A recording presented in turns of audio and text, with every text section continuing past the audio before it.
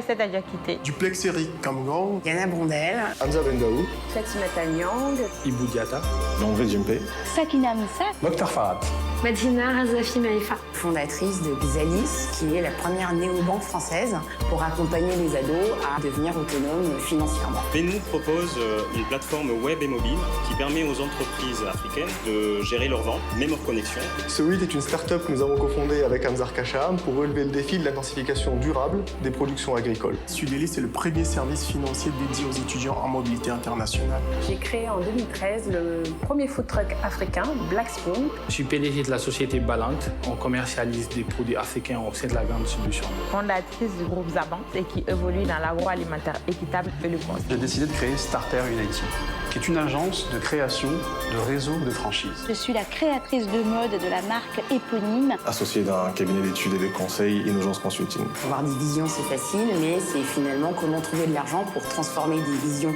en une réalité. On a en France des dispositifs qui sont forts et puissants pour développer des innovations de rupture, pour développer l'export ou pour développer l'investissement dans la production. Par contre, lorsqu'il s'agit réellement d'investir à l'étranger, ça devient beaucoup plus compliqué. Et donc, c'est un chemin de croix qui est malheureusement encore plus difficile pour les gens issus de la diaspora. La nécessité de créer un écosystème entre les entrepreneurs pour qu'ils puissent créer des échanges entre eux. Nous avons la volonté d'être aussi des rôles modèles et de montrer aux jeunes de la diaspora qu'il y a des parcours de réussite aussi qui sont possibles et qui sont différents. L'information n'est pas assez claire. Comment on crée son entreprise, avec quelle structure, avec quel incubateur, quelle est la structure la mieux adaptée pour son domaine d'activité. Cela demande beaucoup de gymnastique et beaucoup d'efforts à l'entrepreneur des deux continents pour prendre contact avec des experts, pour pouvoir pousser l'entreprise dans sa croissance et son développement. On a un profil qui est un peu hors radar par rapport aux banques classiques. Souvent, ils ont du mal à comprendre un peu les enjeux. Donc,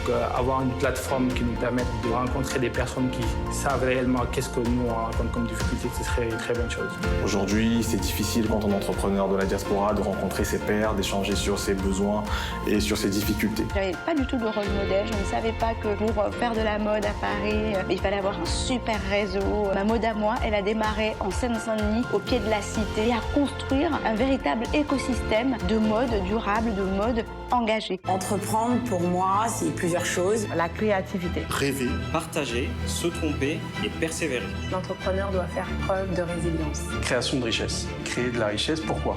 Parce qu'elle doit avoir du sens. et puis impact, parce qu'on fait rien sans l'impact. Déjà, c'est extrêmement énergivore. Il faut évidemment de l'audace pour se lancer, il ne faut pas avoir peur. Persévérance, le parcours n'est pas toujours facile, mais il faut s'accrocher. Plus on avance, plus il faut réussir à tenir et à s'accrocher. C'est un long combat, c'est une grande aventure. Passion, audace et travail. Sans passion, on ne peut pas avancer. C'est quand même une capacité à se réaliser soi-même. Et puis, à la fin de la journée, on se plante et où on réussit. Mais finalement, ce sera toujours pour vous. La persévérance. oser et exécuter son projet. Il est nécessaire de pouvoir se faire accompagner par ses pairs.